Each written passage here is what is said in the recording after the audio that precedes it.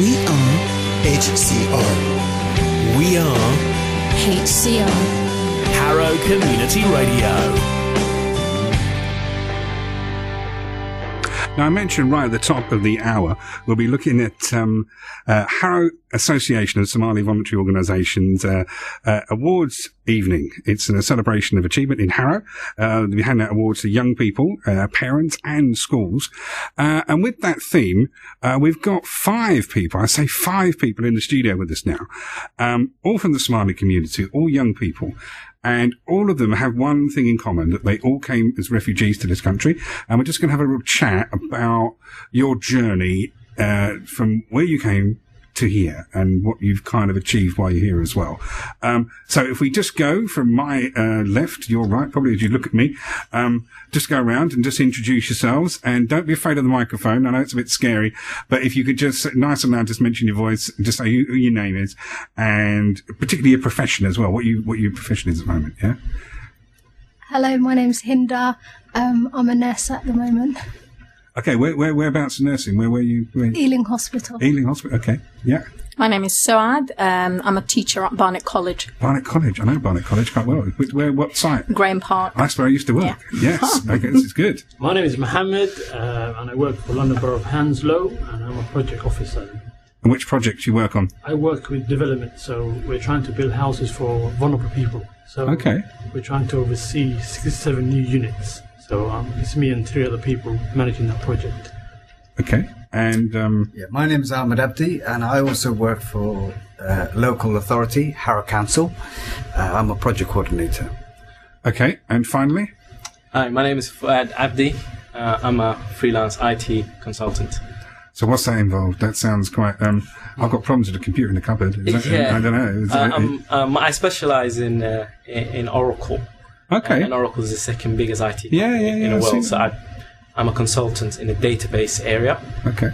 So I work for many different clients and customers. So I help build business solutions. Brilliant. Okay. So you all went to school in Harrow, I take it? Yeah. Yes. So again, what school? I went to Whitmore. I went to Tower Hill. Kenneth High School.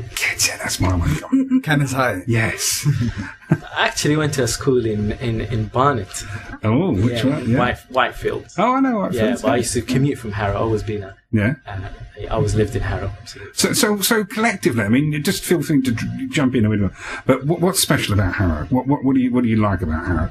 Obviously, I guess I'm just trying to set the scene as well. So you've come to this country, you can't speak the language, your parents can't speak the language, I'm guessing as well, and you find yourself predominantly in Harrow. So how do you kind of formulate your friendships? I guess it's obviously within your community to start off with, but what was the steps that you sort of went through? And I guess you go to school as well, which is probably the first big scary thing. Yeah.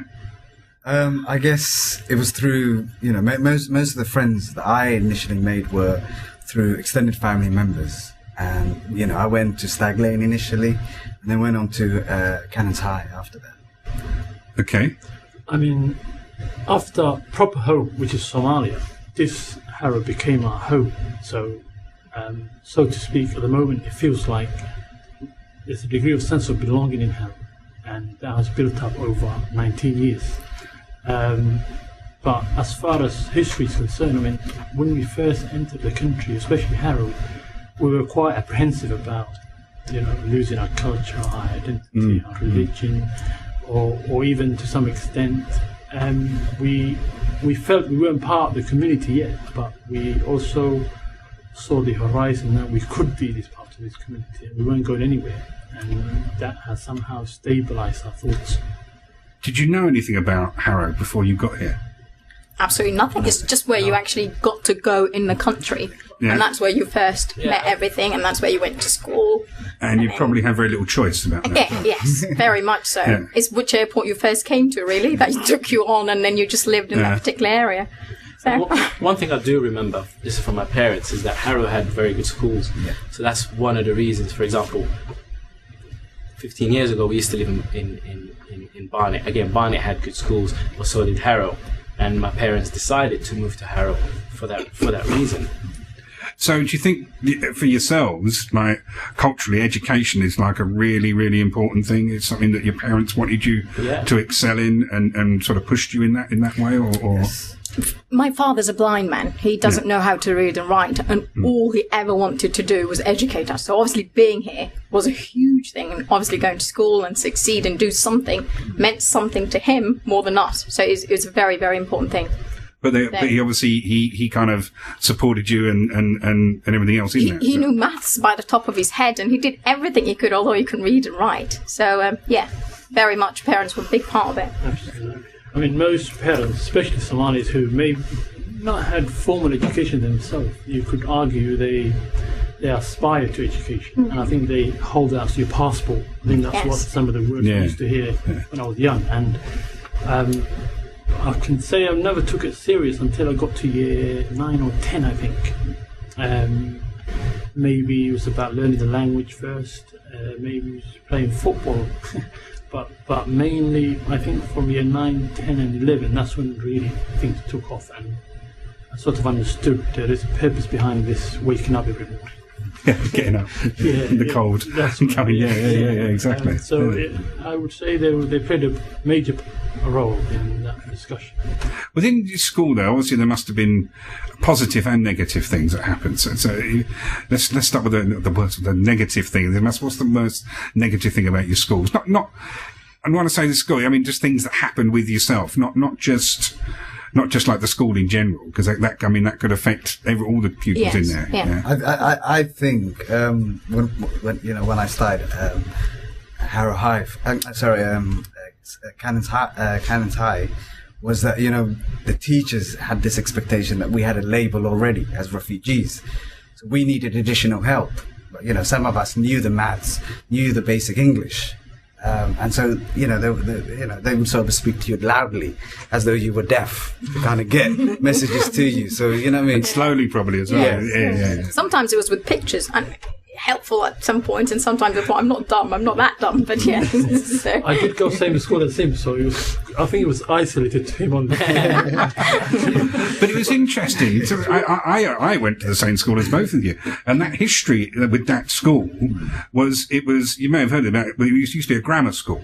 So you had to pass an examination when you was 11 to get into that school, and then they turned it into a comprehensive. So suddenly there was an influx of all the kids that were not as intelligent, not as bright, not as well behaved. And when it mixed, the teachers didn't know how to control these other kids. And I would say from the time I was 13, 11, 12, 13, it was horrendous. It was just, no one knew. I mean, one negative experience I can recall is, for example, I got into trouble a lot. And the head teacher, I was in detention, and me and a couple of other people, he said, look, where do you see yourself in, say, for example, in the year 2004 or whatever?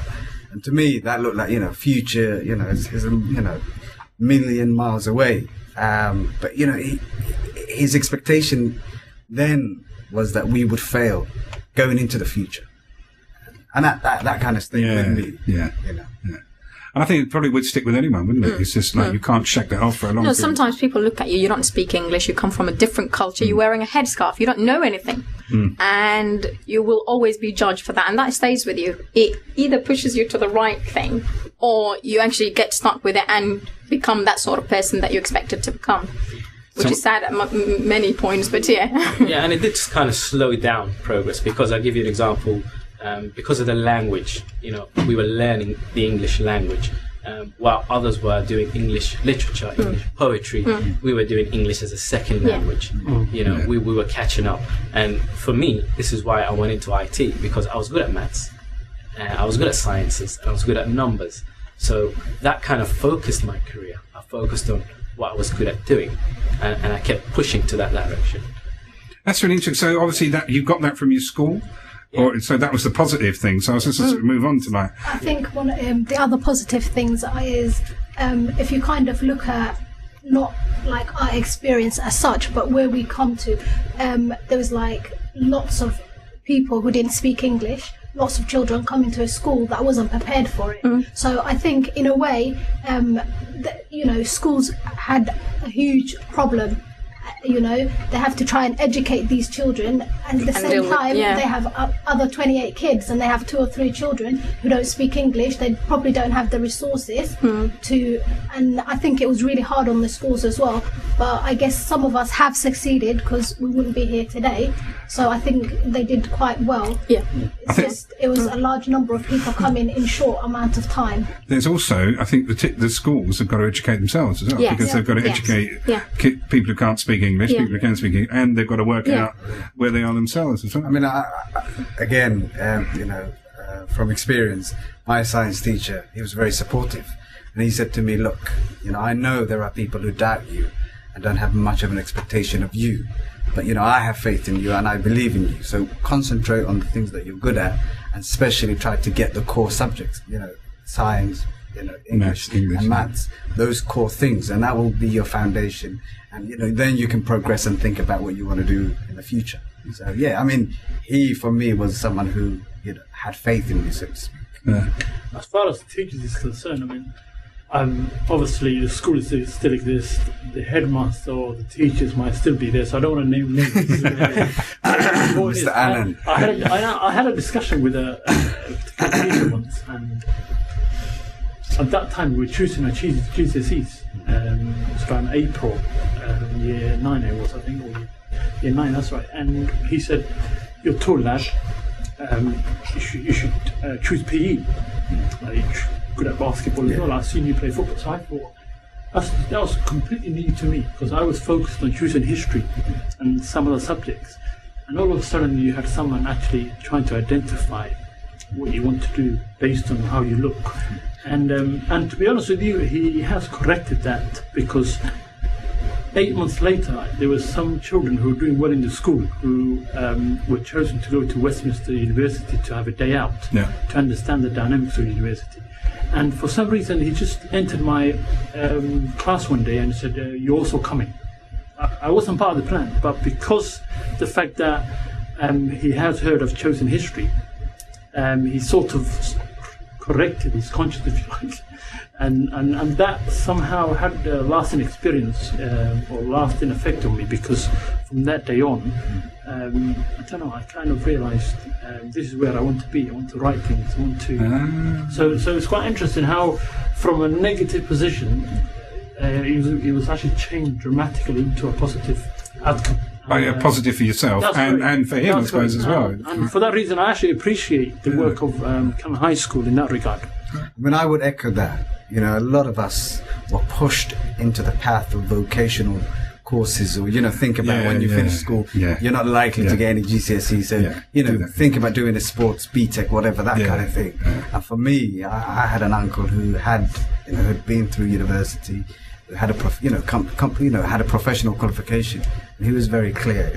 His advice when I finished school was, "Look, you can go into employment, but I would advise you to stay with education, because in the long run, it will benefit you. It will get you to where you want to be." And and for me, that's the sort of a path that I took, as opposed to, And you're all in jobs. Yes. Professional as well as the end of it. Finally, a bit of advice on how you can help other young people who may find themselves, I guess, probably another generation, slightly different generation now, because there may be young people that have born here or very, very young. And I guess for parents as well, because it must be very difficult for parents as well. I think it starts from parents' education more than the younger. I know the younger people are here, and we have lots of cultural clashes, including myself, who's now a mother, because I don't know how to deal with it. I've been here, it's been nearly 18 years. I'm still stuck at what's back home. It's all lovely and great, but we're not in Somalia, and we need a lot of education for the parents so that the children can change themselves. So. And that's very true, because I've got a lot of friends who are second generation Irish, and all their parents, who are now probably 60, 70, 80, they're all thinking, when I get back to the Emerald Country. And it's like, well, it's no, because it doesn't look like it's not there. I know that's my home, and that's what I remember from my childhood things. I don't know what it's like now. This is home, so how can I combine both and actually move on? So a lot of it is to teach the parents to have the cultures. That's the Somali culture. This is the British culture. How am I going to join it to make myself as a mum and the children a success? So, I mean, I can also, one advice I can give, maybe two, is what worked for me. I think parents and children in school, they really need to take their GCSEs very serious, because that is a template of what sort of courses or what sort of life you may have. I mean, I work with London Somali Youth Forum. I'm the chair of them, and the figures that we see is the moment people fail their GCSEs, they're on a slippery slope, because he ain't waking up for 3-4 years in college when he knows his friends are driving cars next to him.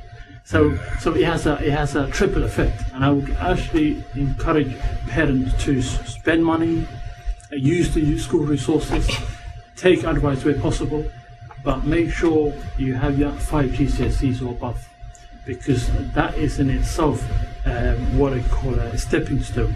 Because you only stay 2 years in college, and then before you know it, in your second year, you are actually first year, you are actually applying for university in October. So that kind of encourages you to do well. So I would say the stepping stone for any children at the moment has to be through the GCSEs, and I think that's where they need to put their resources and energy. But the parents are a big part of it. Parents need to work with schools. And there's lots of courses at the moment, that goes on in schools, and it's to teach parents what the children themselves learn.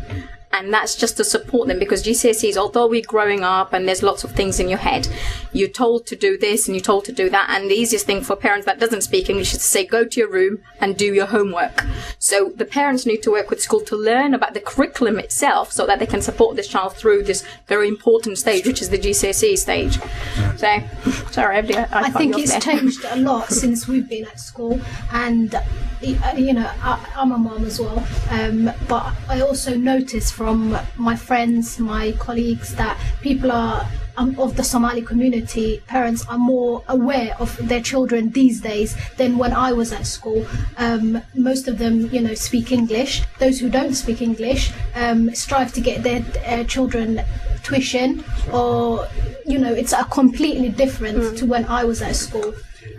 There's a lot of things out there that parents didn't know about then that they know about now. So I think it's slowly people are getting there. So well done to them. Yeah, I think it's true.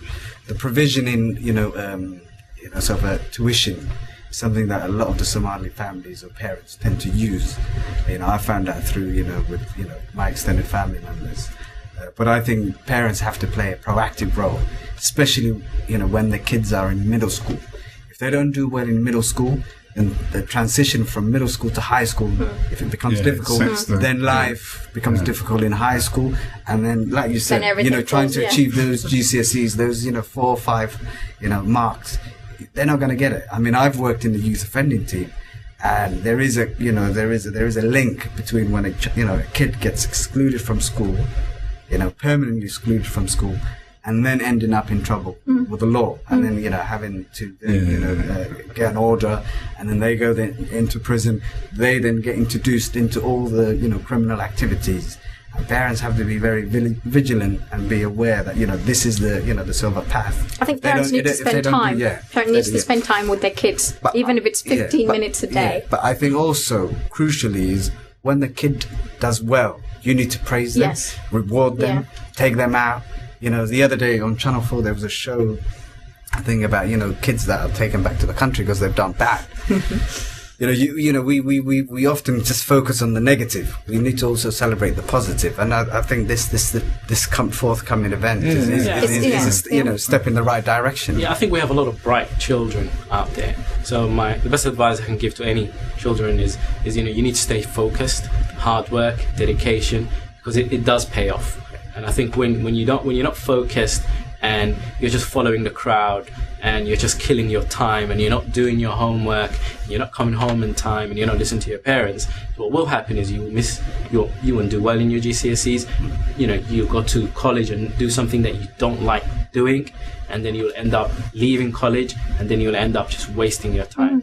I often say to kids, especially when I go back to the youth offending team, I used to say, listen, when you fail, you narrow the option that you have, and you kind of disempower yourself, so other people then make choices for you. And that's what, you know, I recall when I was in school.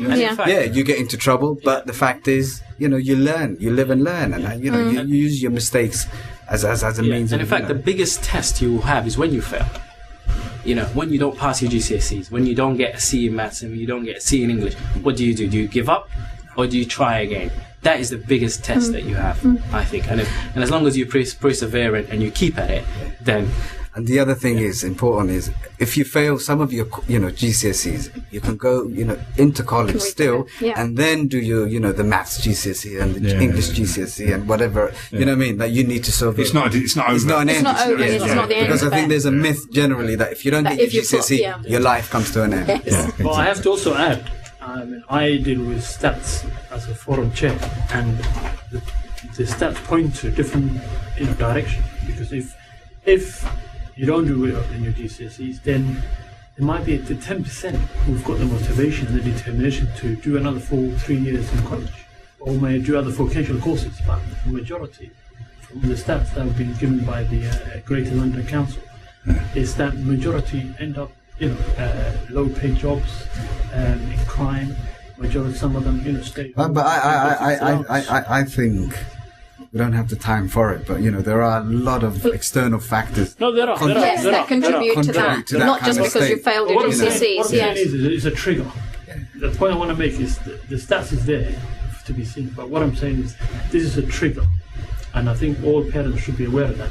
But what can also last advice for me is, I think, although this is going out to Muslim children, it's important to also say this. I say, make your friend the library and one mosque. And obviously, if you keep these two foundations together, and I think it will keep the mind, the body, and also the overall development of the individual into I would say successful path. Same thing. You know, don't replace your friends with your family. Think of your faith, and you know, make that your foundation, as you just rightly said. And you know what I mean. And also, don't let teachers or anyone, you know, who are doubters or who don't have any expectation or faith in you, don't buy into that. Path, yes. You know what I mean. Remember that, you know, whatever, as Muslims, you know, obviously we believe in predestiny. Whatever that you shall, you know, that you should have and be granted, you inshallah you will have. Yeah. We could talk all day. Yes. But we can't, I'm afraid. But thank you. It's a pleasure. Brilliant. Yeah. Okay, this is Harrow Community Radio. We'll be back very shortly. We are HCR. We are HCR. Harrow Community Radio.